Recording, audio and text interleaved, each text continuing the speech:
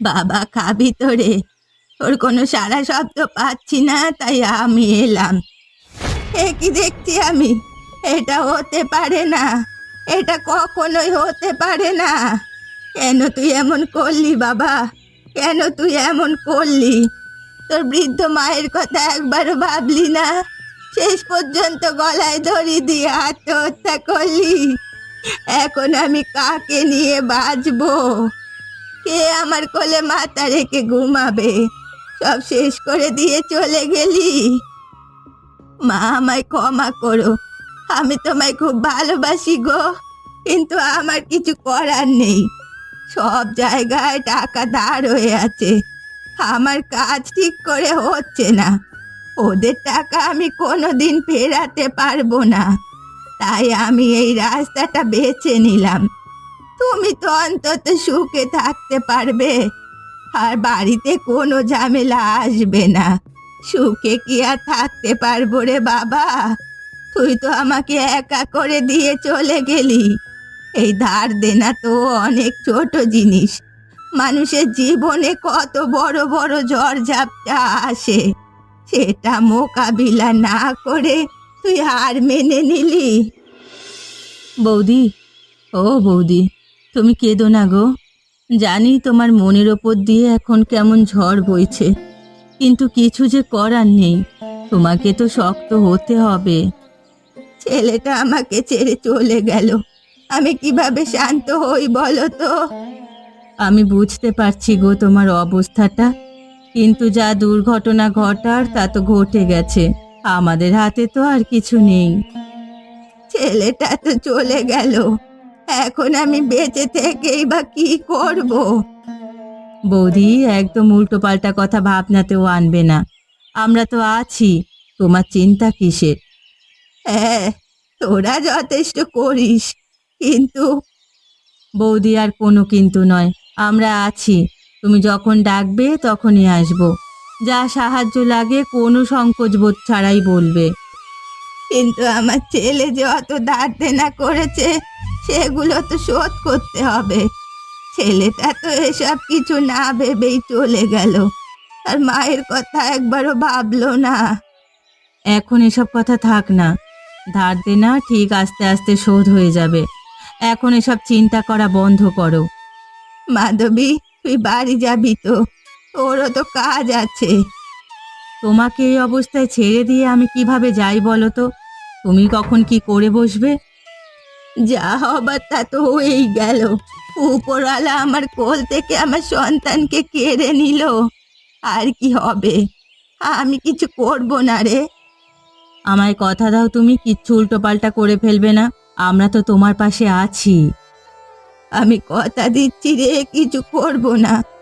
যা, বাড়িতে যা, তোর অনেক কাজ আছে। হ্যাঁ, এবার মনটা শান্তি পেল। তুমি হাসি খুশি থাকলে তোমার ছেলে যেখানেই থাকুক সেখানেই হাসি খুশি থাকবে। প্রত্যেকটা ছেলেই চায় তার মা যেন সুখে থাকে। এইসব কথা বলিস না রে, আমার ভালো লাগছে না। আমি ঘরে গেলাম। আপনি এখানে বসে শান্তিতে চা খাচ্ছেন, আর ওদিকে কি হয়েছে জানেন?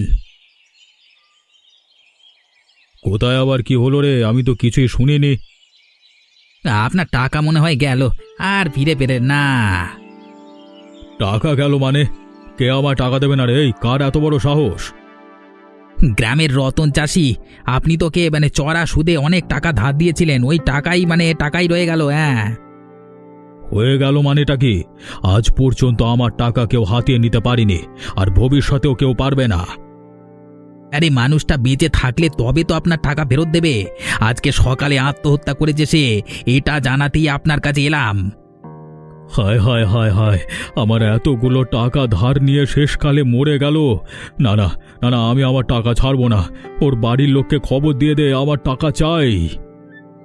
বাড়িতে ওর বৃদ্ধ মা আছে, ও কি করে টাকা শোধ করবে? শোধ করবে না মানে? করতেই হবে। শুনেছিলাম ওর নাকি 5 বিঘা জমি আছে, ওই 5 বিঘা জমি আমি কেড়ে নেব। আপনি যা টাকা ধার দিয়েছেন, ওই 5 বিঘা জমি বিক্রি করলে ততটা পাবেন না। ওর বাড়ি জমি সব কেড়ে নেব। বুড়ি কোথায় যাবে সেটা আমার দেখবার দরকার নেই। আমার টাকা চাই। টাকা নিয়ে ইয়ার কি পেয়েছে? কষ্ট করে উপার্জন করতে হয় না তো? আপনি তো সুদের টাকায় খান, তাহলে কষ্ট করলেন কখন? কি বললি তুই? আর একবার বল। এই, না না, আমি বলছি আপনার কষ্টের টাকা ভেবে শুদ্ধ দিতেই হবে। আজকে রাত্রেবেলায় যাব ওর বাড়িতে, সব কিছু কেড়ে নেব। আমি এখন কাগজপত্র তৈরি করছি, ঠিক সময় চলে আসবো তোর বাড়িতে। এখন যা। আচ্ছা বাবু, আপনি যেমন বলবেন। আমি আসি তাহলে। আরে সামনে ওটা খুঁড়ো যাচ্ছে না? আরে হ্যাঁ হ্যাঁ, ঠিকই দেখছি। যাই গিয়ে একটু রাগিয়ে দিয়ে আসি। খুড়ো, আরে একটু তাড়াতাড়ি চলো, তোমার থেকে তো কচ্ছপও জড়ে যায়। ওরে মুখ পোড়া, তুই পাশ দিয়ে এগিয়ে যা না। আমার থেকে কে জোরে গেল আর কে আসতে গেল আমার দেখবার দরকার নেই। ওরে বাবা, তুমি তো রেগে গেলে। হ্যাঁ, আমি তো এমনি মজা করলাম গো। হ্যাঁ রে হারামজাদা, আমি তো তোর মজার পাত্র। যেখানে যাচ্ছিস যা, মটকা গরম করিস না। তোমার মটকা আমি ফাটিয়ে দেব, সবসময় অত গরম কিসের? হ্যাঁ, এবার না গেলে কিন্তু লাঠির বাড়ি খাবি। আচ্ছা আচ্ছা, যাচ্ছি। খুড়ো, তোমার মনে আছে তুমি আর আমি ঘুরতে বেরিয়েছিলাম, তারপরেই তোমার জোর পেয়ে যায়, সে কাপড় চোপড় অবস্থা। হ্যাঁ রে, তোর তো এখন হাসি পাবে। তুইও যে কাদায় পা পিছলে গোবরের উপর পড়ে গেছিলিস, মুখটা গোবরে ভর্তি হয়ে গেছিল। আরে তুমি এটা কি করে জানলে? কি ভাবিস তুই, বুড়ো মানুষ বলে কিছু জানি না? আমি সব খবর রাখি, তোর ব্যাপারে আরো অনেক কিছু জানি। তুই যাবি নাকি আমি বলবো? না না, আমি যাচ্ছি। পুরনো কথা তোমায় আর কষ্ট করে মনে করতে হবে না। তুমি আস্তে আস্তে এসো। শালা হারামজাদা, আমার সাথে মুখ লাগাতে এসেছিল। লেজে গোবরে করে ছেড়েছি।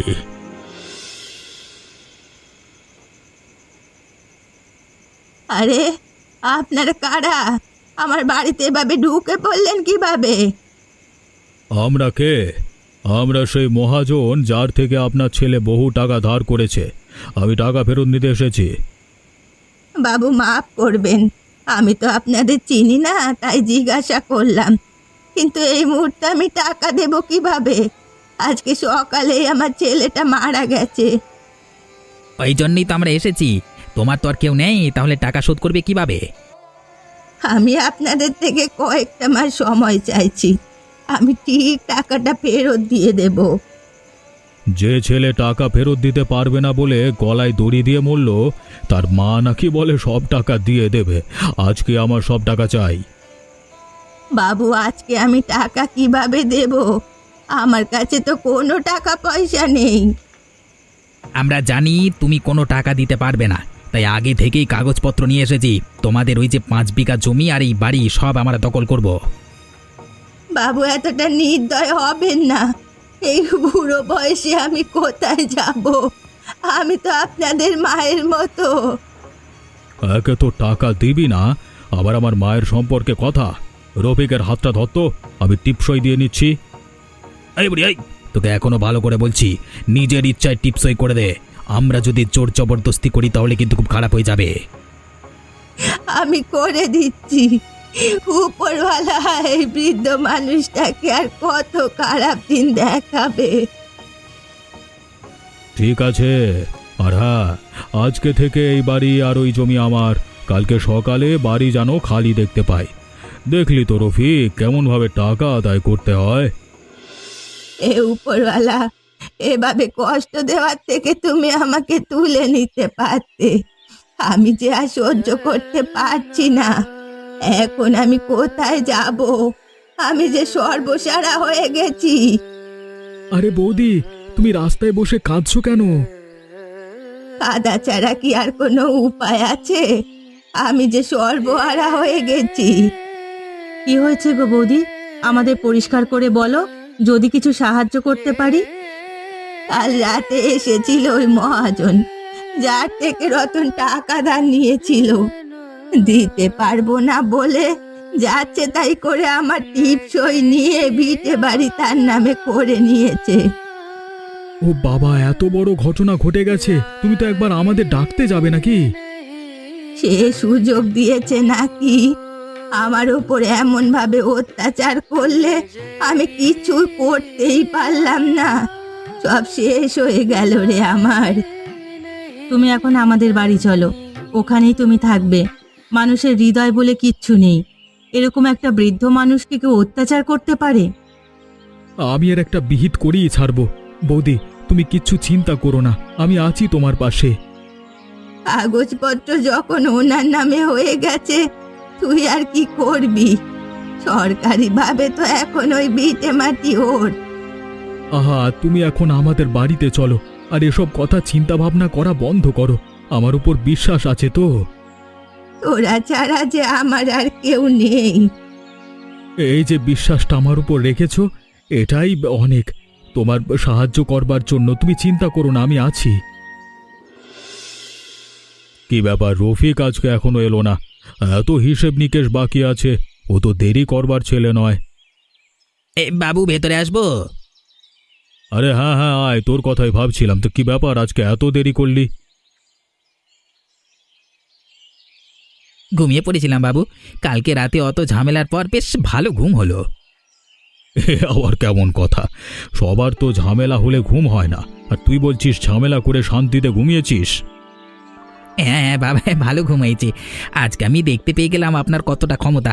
একেবারে ছিনিয়ে নিয়ে চলে গেলেন। হ্যাঁ, আমার টাকা পয়সার অভাব নেই।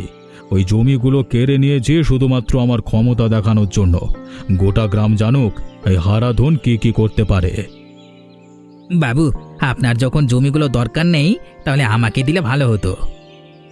ও, তুইও আবার ধান্দায় আছিস? আমি ভেবেছিলাম তুই এমন নয়। না না বাবু, আমি ওরকমভাবে কিছুই বলতে চাইনি। আমি তো মজা করছিলাম। কিন্তু আমি তো মজা করছি না। আমি তো এই 5 বিঘা জমির মধ্যে 1 বিঘা জমি তোকে দিয়ে দেব। এবার খুশি তো? খুশি মানে খুব খুশি হয়েছি। আমার কাছে আপনি সাক্ষাৎ ওপরওয়ালা। আপনার মতো মহান আর কেউ নেই। থাক থাক, এবার একটু বেশি হয়ে যাচ্ছে। এবার হিসেব নিকেশের কাজগুলো শুরু করা যাক। হ্যাঁ অবশ্যই, আসুন আসুন, বসবেন, আসুন। কর্তাবাবুর কাছ থেকে 1 বিঘে জমিটা তো পেলাম, ভালোই হলো। ভাগ্য দিয়ে চাষবাস করলে তবু কিছু টাকা আসবে। রফিক দাঁড়া, কি মনে করেছিস তোরা? যা মনে আসবে তাই করবি নাকি? কেন, কি হয়েছে? আমি আবার কি করলাম? কি করিসনি সেটা বল। তুই আর ওই মহাজন আমার বৌদির বাড়িতে এসে জোর জবরদস্তি করে সবকিছু ছিনিয়ে নিয়েছিস কেন? কে তোদের এই অধিকার দিয়েছে? এই গলা নামিয়ে কথা বল। ওই বুড়ির ছেলে কত টাকা মহাজনের কাছ থেকে ধার করেছিল জানিস? ওই 5 বিঘা জমি আর বাড়ি বিক্রি করলে কত টাকা উঠবে না? বুড়ি তো বলেছিল আস্তে আস্তে সব টাকা শোধ করে দেবে। তাহলে তোদের বেয়াদবি করবার কি আছে? ভালোই ভালোই বলছি, এক্ষুনি সবকিছু ফিরিয়ে দে। যেন মামার বাড়ির আবদার, বললেই পেয়ে যাবে। এখন ওই সব কাগজপত্র আমাদের নামে, চাইলেও তুমি কিছু করতে পারবে না। আর 1 বিঘা জমি তো আমার নামে হয়ে গেছে। তবে দেখবি কি করতে পারি। কি করবি না তুই? গায়ে হাত দিবি? মার না মার। অনেকক্ষণ থেকে ভালোভাবে কথা বলছি, কথা কানে যাচ্ছে না। না, আমাদের টাকা ফিরিয়ে দিতে বল, আমরা সব ফিরিয়ে দেব। আমরা তো ফিরিয়ে দেব বলেছি। অত টাকা কি আমরা একেবারে দিতে পারি নাকি? বলেছি তো আমাদের একটু সময় দিতে। আমরা আস্তে আস্তে সব টাকা দিয়ে দেব। ওসব আস্তে আস্তে ফিরে পাওয়ার কোনো সুযোগ নেই। টাকা দিয়ে কাগজপত্র ঠিকঠাক করে নিয়ে বাড়ি চলে যাবি। এখন সর আমার রাস্তা থেকে, যত সব আপদ। ওপরওয়ালা, তুমি তো সবই দেখতে পাচ্ছ, তুমি সাহায্য করো। বুড়ি যেন সঠিক বিচার পায়, তুমি দেখো। নিজের ক্ষমতা দেখানোর মধ্যে একটা আলাদাই শান্তি পাওয়া যায়। কত সহজে জমিগুলো হাতিয়ে নিলাম। এইভাবে যদি সব জমিগুলো আমি হাতিয়ে নিতে পারি, তাহলে তো আমার অনেক সম্পত্তি হয়ে যাবে। এই এই যা এখান থেকে, হুশ, চলে যা বলছি, চলে যা। এ তো মহা ঝামেলায় পড়লাম। এত ভয় দেখাচ্ছি তবু শেয়ালটা যাচ্ছে না। ও বাবা, পেছনের দিকেও যে শেয়াল। এই রে, যে করি হোক আমাদের তাড়াতে হবে, না হলে যে বিপদ।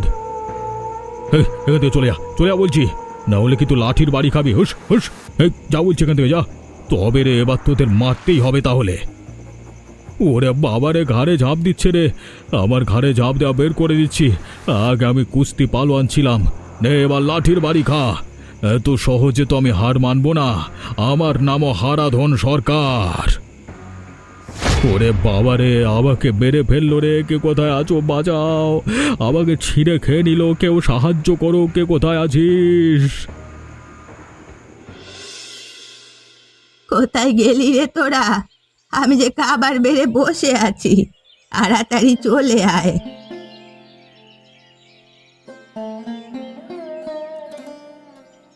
বৌদি, তুমি আজকে আমাদের জন্য খাবার বেড়েছো, কি রান্না করলে গো? কিছুই রান্না করিনি। কাল রাতের বেঁচে যাওয়া ভাত ছিল, সেগুলোকে জলে ভিজিয়ে পান্তা ভাত করে দিয়েছি। তার সাথে পেঁয়াজ লঙ্কা চটকে মেখে দিয়েছি। একবার খেয়ে দেখ, খুব সুন্দর লাগবে। বৌদি, ওই কথা ভাবো তো, কালকে ফেলে দিতে পারতে। আমার কেন পান্তা ভাত করলে বলো তো? দুমুঠো ভাত। এই দুমুঠো ভাতের গুরুত্ব আমার কাছে কতটা তোরা জানিস?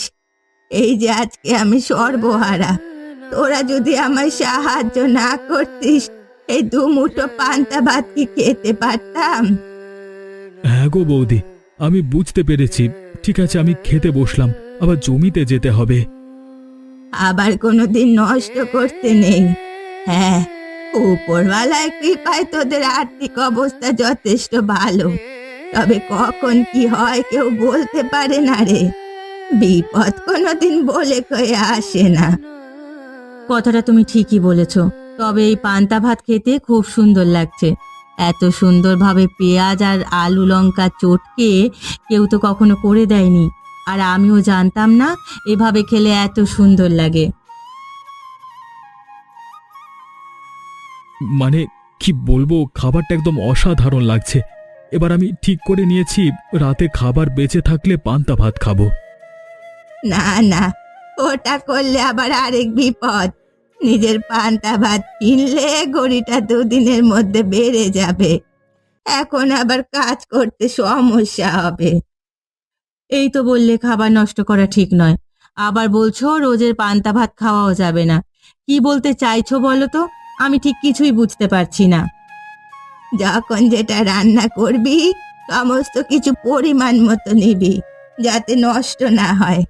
আর হ্যাঁ, 5 দিনের একদিন ভুল একটু হয়েই যায়, তবে সেদিন দুমুঠো পান্তা ভাত পরে খেয়ে নেবে, অসুবিধে কি আছে?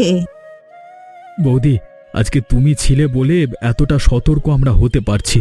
আর তুমি কোনো চিন্তা করো না, তুমি সারা জীবন এখানেই থাকবে, আমরা তোমার দেখাশোনা করব। কবিরাজ মশাই, কবিরাজ মশাই, আমার শরীরটা না কদিন থেকে বড্ড খারাপ লাগছে, কিছু জড়িবুটি খেলে ঠিক হবে কি? আরে আরে, তুমি এত তাড়াহুড়ো করছো কেন? তোমাকে তো ভালো করে দেখতে হবে, তারপরেই তো জড়িবুটি দিতে পারবো। কাজ সবসময় ধীরে সুস্থে করতে হয়। এ যে শান্ত হয়ে বসে আছি, এবার যা করবার তাড়াতাড়ি করুন। আমার মনে হচ্ছে কিছু একটা রোগ আমার হতে চলেছে। আপনার শরীরে কি কি সমস্যা হচ্ছে সেটা তো আমাকে বলেন। কয়েক মাস থেকে আমার ওজন যেন কমে যাচ্ছে, পেটে খিদে নেই, শরীর দুর্বল। বাবারে, আমার শরীরটা যেন ভেতরটা জ্বালা করে। আমার আর কিছুই করবার নেই, আপনার যা রোগ হয়েছে সেটা ঠিক হবার নয়। মানে কি বলতে চাইছেন আপনি? আপনি যে লক্ষণগুলো বললেন সেগুলো হচ্ছে ক্যান্সার রোগের লক্ষণ। আপনার ক্যান্সার হয়েছে, আর ক্যান্সারের কোনো ওষুধ নেই। কবিরাজ মশাই, আপনি এমন বলবেন না। আপনার যত টাকা লাগে আমি দেব, দয়া করে আমাকে ঠিক করে দিন। টাকা দিয়ে যে সব কিছু হয় না রফিক বাবু, এবার সব কিছু ওপরওয়ালার হাতে। উনি যতদিন আপনাকে বাঁচিয়ে রাখতে চাইবে ততদিনই বাঁচাবেন। হায় রে পোড়া কপাল আমার! এত কম বয়স আমার, এখনো বিয়ে হয়নি। এই জীবনটাকে যে আমি উপভোগ করতে পারলাম না। শুরু হতে না হতেই শেষের খবর পেয়ে গেলাম। কি আর করবেন বলুন, যে যেমন কর্ম করবে সে সেরকমই ফল পাবে। আমার আর কিছু করবার নেই। তা খাওয়া দাওয়াটা ঠিকঠাক করে করুন, যদি কয়েকটা দিন বাঁচেন। এত কম বয়সে আমার এরকম কঠিন রোগ হলো। ওপরওয়ালা, তুমি কি আমায় পাপে শাস্তি দিচ্ছ? আমি তো কোনোদিন কারোর খারাপ করিনি। কালকে রাতে মহাজনের মৃত্যু, আজকে আমার ক্যান্সার ধরা পড়া। ব্যাপারটার মধ্যে কিছু একটা যোগ আছে। আরে আরে, ওই বুড়ির জমি দুজনে মিলে দখল করেছিলাম না? এসব আবার ওর জন্য হচ্ছে না তো? না না, দরকার নেই বাবা, ফিরিয়ে দেওয়াই ভালো। আর শাস্তি পাবার আমার কোনো ইচ্ছে নেই। এবার সুখে শান্তিতে থাকবো, ভালো হয়ে থাকবো। যাই যাই গিয়ে তাড়াতাড়ি তাড়াতাড়ি ফিরিয়ে দিয়ে, আমি এত তাড়াতাড়ি মরতে চাই না। ওপরওয়ালা আমাকে মাফ করো, আমি আমার ভুল বুঝতে পেরেছি। আমি এক্ষুনি যাচ্ছি, ওই বুড়ির জমি ফিরিয়ে দিচ্ছি। না না, আর দেরি করে লাভ নেই। কাগজপত্র সব ঠিকঠাকই আছে। আমার কাছে যতটুকু জমি ছিল সেটা অন্তত দিয়ে দিই। আশা করছি ওপরওয়ালা আমাকে মাফ করে দেবে। বুড়িমা, ও বুড়িমা, তুমি এ বাড়িতে আছো? এসেছিস রে বাপ, তুই আবার এসেছিস? কি চাই তোর? আমার কাছে তোকে দেওয়ার মতো আর কিছু নেই, আমি নিঃস্ব। না বুড়িমা, আমায় ভুল মনে করবেন না। আমি আর কিছু নেব না, তবে আমার ভাগে যতটা জমি ছিল সেটা আমি ফিরিয়ে দিতে এসেছি। বাবাই তো আশ্চর্যজনক কথা, যে মানুষটা আগের দিন আমার সাথে ঝগড়া করলো এসব নিয়ে, সে নিজে থেকে জমির কাগজ ফিরিয়ে দেবে। আমায় মাফ করো তোমরা, আমার ভুল হয়ে গেছে। এই ভুলের সাজা ওপরওয়ালা দিতে শুরু করেছে। মহাজন মশাইয়ের অকাল মৃত্যু ঘটেছে, আমার ক্যান্সার ধরা দিয়েছে। এই শেষ জীবনটা আমি ভালোভাবে কাটাতে চাই। ঠিক আছে, তোমায় আমি মাফ করলাম, তবে এমনটা ভবিষ্যতে আর করিস না। মানুষকে অসহায় করে দিয়ে কোনোদিন সুখে থাকা যায় না। ওই মহাজন খুব অহংকার করত। দেখ, আজকে সব অহংকার মাটিতে মিশে গেল। তাই ভালো মানুষ হতে হবে আমাদের। আমি নিজের ভুল বুঝতে পেরেছি। এই হলো তোমাদের জমির কাগজপত্র। হ্যাঁ, আমার দম বন্ধ হয়ে আসছে, শরীরে বড্ড জ্বালা করছে, বড্ড কষ্ট হচ্ছে আমার। আরে হঠাৎ করে কি হলো? বৌদি, ঘর থেকে তাড়াতাড়ি এক ঘটি জল নিয়ে এসো গো। মনে হচ্ছে আজকে আবার শেষ দিন ছিল রে। আমার পাপের শাস্তি আমি পেলাম। এ তো মারা গেল। স্বয়ং ওপরওয়ালা যখন শাস্তি দেন তখন শাস্তিটা একটু কঠোর হয়। আমাদের গ্রামে এসব ঘটনা দেখবার পর গ্রামবাসীরা আর এমন কাজ করবার সাহস পাবে না।